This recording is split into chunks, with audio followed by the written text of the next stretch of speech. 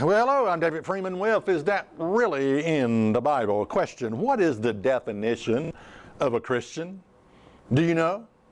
Do you think you know? Do you think you're one? You know, there are 450,000 churches that dot the landscape of America. There's 650,000 preachers in America. Sometimes I think way too many.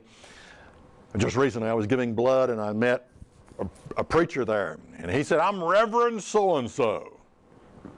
I felt like slapping him upside the head, Reverend. Psalms 111 and verse 9 says, He sent redemption unto His people. He has commanded His covenant forever. Holy and reverend is His name. Yeah, God is reverend, but, people like to take that name upon themselves. I am Reverend so-and-so. They just love that.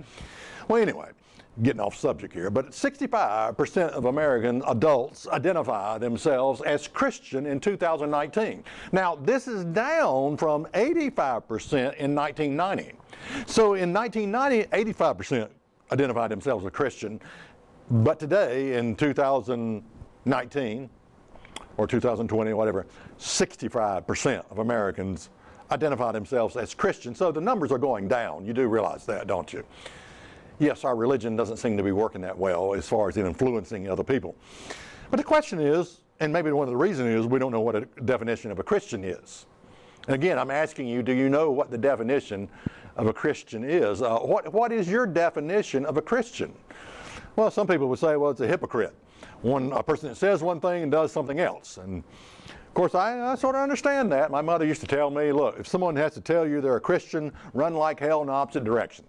Because they shouldn't have to tell you that they are a Christian. All right.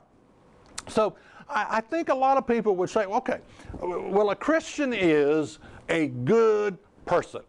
They're a nice person. They're kind. They're a good cook. They're always giving you something.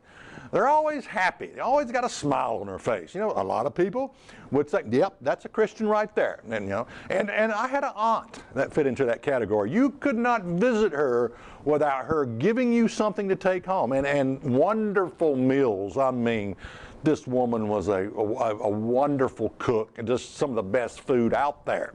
And she would always feed you. And then when you left, she had to give you something out of the garden to take home with you.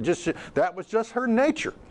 And so, I think by a lot of people's concept, she was a Christian woman. But a lot of people say, yeah, a good person, that's a Christian. And yet, Jesus said this in Matthew 19 and verse 16. He said, "And behold, one came and said to him, Good master, what good thing shall I do that I may have eternal life? And he said unto him," Jesus speaking now, "Why do you call me good? There is none good but one, and that is God. But if you will enter into life, keep the commandments." Yeah, why? I mean, this is fascinating. Jesus said, "Why do you call me good?"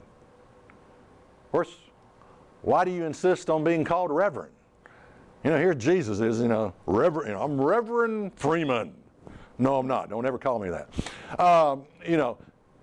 That's a name that is titled to God only. Okay. But Jesus comes along and says, "Why do you call me good? There's none good. Don't call me good. There's one good, and that's the Father. He is to be revered. He is reverend." Okay, the Father. So you can call people good if you like. Yeah, you can. But that's your choice. All right.